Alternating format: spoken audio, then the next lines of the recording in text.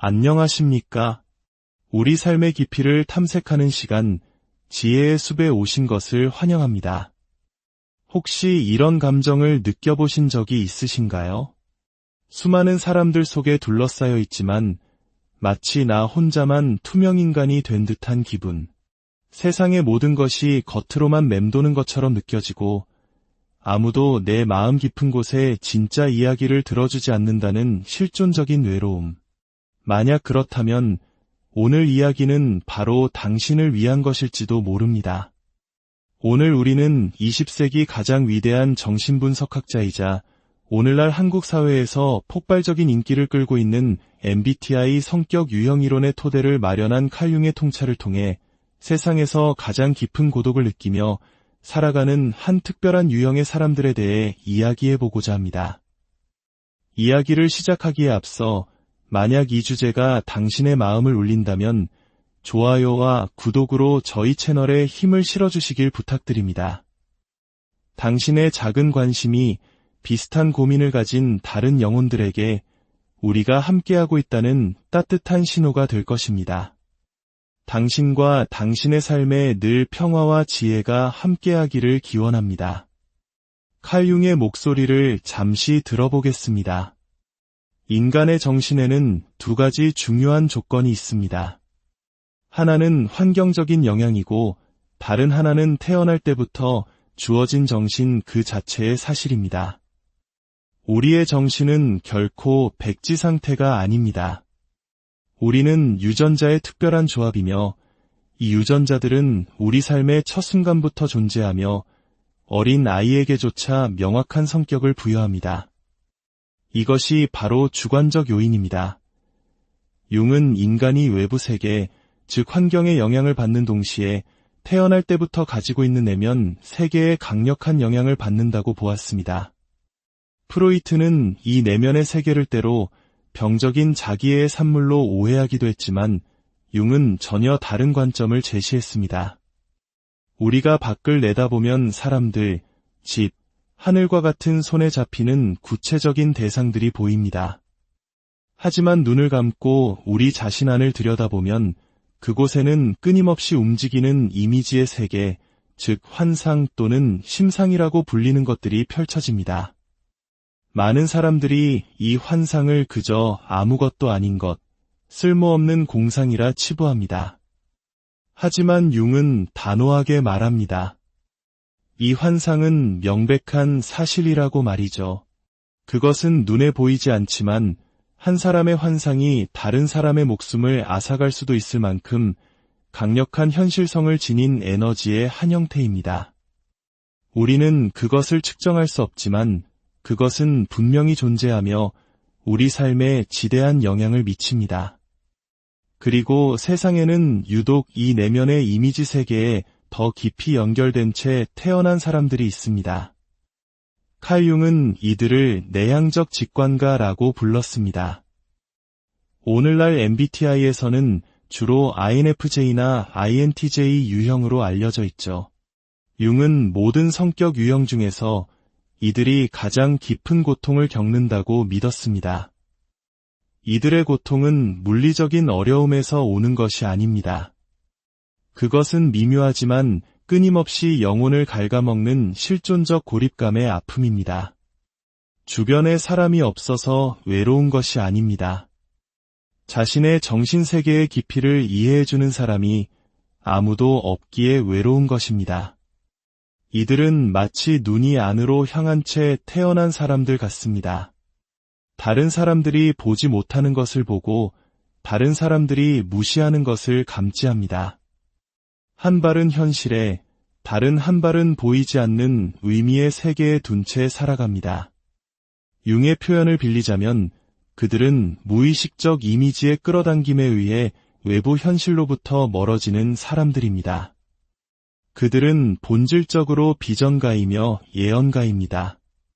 하지만 논리와 효율, 그리고 피상적인 모습이 지배하는 이 세상에서 남들이 보지 못하는 비전을 본다는 것은 축복이기보다 무거운 짐이 될 때가 많습니다. 일상생활 자체가 이들에게는 소모적인 전쟁터가 됩니다. 방에 들어서는 순간 다른 누구도 느끼지 못하는 미묘한 긴장감을 즉시 알아차립니다. 대화는 그들을 지치게 만듭니다. 반사회적이어서가 아니라 대화의 주제들이 너무나 무의미하게 느껴지기 때문입니다. 그들은 영혼 없는 가벼운 대화, 즉 스몰 토크의 소음을 피하기 위해서라면 먼 길을 돌아가는 수고도 마다하지 않습니다. 소셜미디어는 질투심 때문이 아니라 감각적이고 감정적인 과부하로 그들을 압도합니다.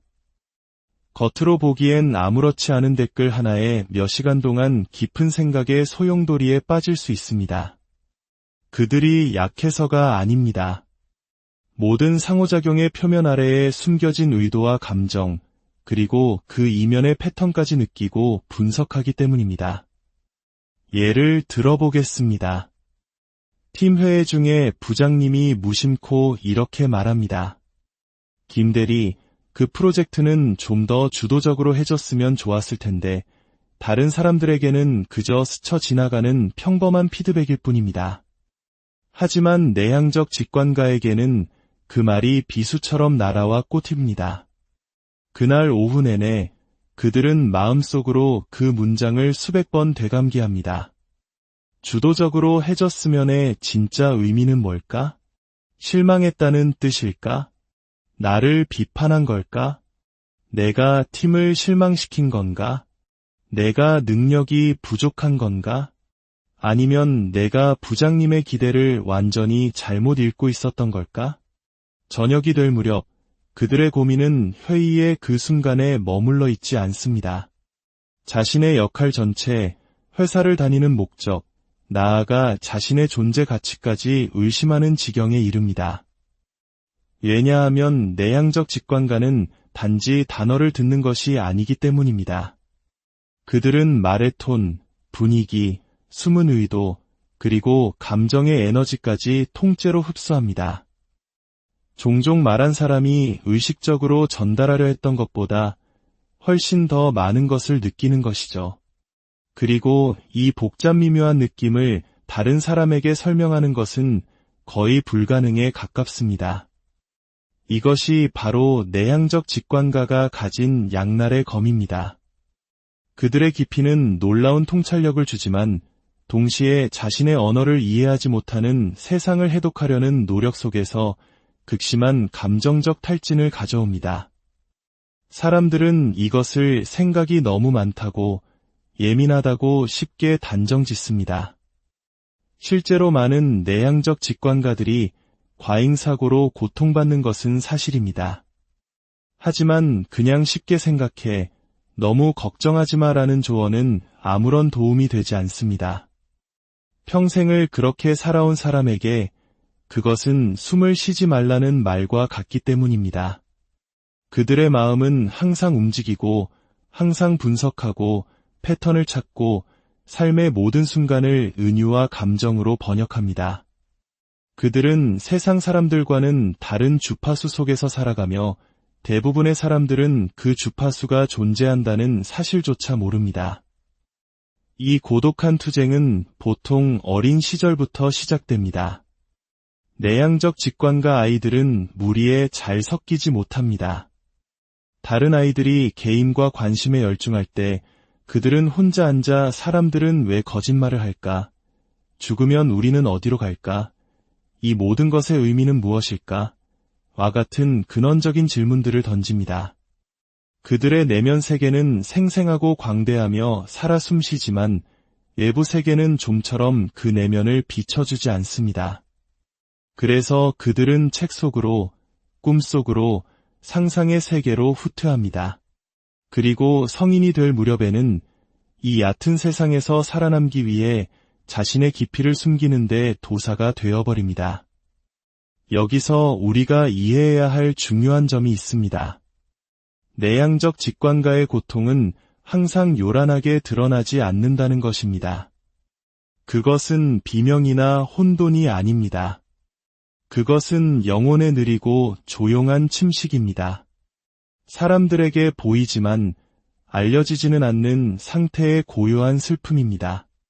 그들은 진실, 깊은 연결, 의미를 갈망하지만 세상은 피상적인 대화, 물질적인 목표, 공허한 의뢰들로 그들을 맞이합니다. 그들은 무언가 잘못되었을 때, 관계가 공허할 때, 직업에 아무런 목적이 없을 때 본능적으로 감지합니다. 하지만 그것을 논리적으로 설명하는 것은 불가능하게 느껴집니다. 사람들은 그들을 극적이다, 너무 예민하다고 부를 뿐입니다. 가족 모임을 상상해 보십시오. 한 친척이 가볍게 묻습니다. 요즘 어떻게 지내니? 보통 사람이라면 네, 잘 지내요. 그냥 바쁘게 살고 있죠. 라고 답할 것입니다. 하지만 내향적 직관가는 숨을 한번 고르고 이렇게 말할지도 모릅니다. 솔직히 요즘 이상한 공허함을 느끼고 있어요. 마치 아무 의미 없이 인생을 표류하는 것 같아요. 설명하긴 어렵지만 제 안에 무언가가 근본적인 변화를 원하는 것 같아요. 순간 방 안의 공기가 싸늘해집니다. 누군가는 어색하게 화제를 돌리고 다른 누군가는 그냥 휴가가 필요한가 보네 라며 서둘러 대화를 마무리합니다. 내향적 직관가에게 그것은 솔직함의 순간이었고 자신의 영혼을 살짝 엿보여준 용기 있는 행동이었습니다. 하지만 다른 사람들에게는 그것이 너무 과하고 너무 무겁고 너무 이상하게 느껴졌던 것입니다. 이것이 바로 그들이 평생 안고 가는 상처입니다. 마침내 자신의 진실을 말했지만 세상이 아직 그것을 들을 준비가 되어 있지 않다는 것을 깨닫는 순간의 고통. 그래서 그들은 다시 미소를 짓고 고개를 끄덕이며 내면으로 후퇴합니다. 수줍어서가 아니라 자신의 진실은 침묵 속에서 가장 안전하다고 느끼기 때문입니다. 그리고 그들의 침묵은 아무도 보지 못하는 고통의 한 형태가 됩니다. 칼 융은 이 고통을 깊이 이해했습니다. 그는 내향적 직관가들이 무의식의 세계와 특별한 관계를 맺고 있다고 보았습니다. 그들은 단지 생각하는 것이 아니라 수면 아래에 놓인 것을 지각합니다. 융은 그들을 집단 무의식의 중재자라고 불렀습니다. 그들은 인류의 꿈, 두려움, 그리고 원형적 상징들을 자기 안에 지니고 다닙니다. 이 때문에 그들은 종종 스스로도 설명할 수 없는 내면의 이미지와 인상들에 압도당합니다. 다른 이들이 보지 못하는 것에 시달리는 것입니다. 만약 그들이 자신의 이러한 측면을 부정하고 외면한다면 그 끝에는 우울증, 불안, 그리고 삶의 의미 상실이 기다리고 있습니다. 하지만 융은 그들을 어둠 속에 내버려 두지 않았습니다. 그는 내향적 직관가에게 고통을 주는 바로 그것이 역설적으로 그들의 가장 큰 힘의 원천이 될 수 있다고 믿었습니다. 핵심은 내면 세계로부터 도망치는 것을 멈추고 그것을 적극적으로 활용하기 시작하는 것입니다. 그렇다면 무엇이 내향적 직관가에게 진정한 기쁨을 가져다 줄까요? 첫째, 목적 있는 고독입니다. 세상을 피하기 위한 고독이 아니라 창조하기 위한 혼자만의 시간입니다. 둘째, 상징적인 표현입니다. 미술, 글쓰기, 음악 등 내면의 감정을 형태로 번역해낼 수 있는 모든 매체가 그들의 구원이 됩니다. 셋째, 영혼이 숨 쉴 수 있는 자연입니다. 나무, 강, 별과 같은 위대한 자연 앞에서 그들은 비로소 온전한 자신이 됨을 느낍니다. 넷째, 의미 있는 대화입니다. 스몰 토크가 아닌 영혼의 대화, 깊고 날 것 그대로의 정직한 소통입니다.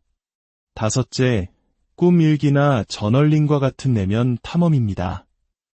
자신을 성찰하고 내면을 탐험하는 규칙적인 의식은 그들의 혼란스러운 내면을 정리하는 등대가 되어줍니다. 마지막으로 통찰력을 통한 봉사입니다. 자신의 깊이를 활용해 다른 사람들을 안내하고 코칭하고 치유하고 가르치는 일입니다. 진정성에서 우러나온 봉사활동은 물질적인 추구에서는 결코 찾을 수 없는 만족감과 목적의식을 줍니다. 융은 내향적 직관가들이 의식과 무의식, 물질 세계와 신비로운 세계 사이에 다리를 놓는 사람으로서의 자기 역할을 받아들일 때 비로소 번성한다고 믿었습니다. 만약 당신이 내향적 직관가라면 이 말을 기억하십시오. 당신은 고장난 것이 아닙니다. 당신은 유별난 것이 아닙니다. 당신은 머릿속에만 사는 것이 아닙니다. 당신은 살아있다는 것이 무엇인지 종종 잊어버리는 세상 속에서 가장 깊이 살아있는 사람입니다. 당신의 예민함은 약점이 아니라 당신의 영혼을 안내하는 나침반입니다. 당신이 보는 비전은 잡념이 아니라 당신에게 보내는 메시지입니다. 당신의 고독은 텅 빈 공간이 아니라 당신의 영혼을 만나는 신성한 사원입니다. 칼 융은 이렇게 말했습니다. 당신의 비전은 당신이 자신의 마음을 들여다볼 때에만 명확해질 것이다. 밖을 보는 자는 꿈을 꾸고 안을 보는 자는 깨어난다. 그러니 이제 당신의 내면을 들여다보십시오. 그 깊이를 끌어안으십시오. 그러면 고통이 줄어들 것입니다. 세상이 변해서가 아니라 마침내 당신이 당신 자신 안에서 온전한 평안을 찾았기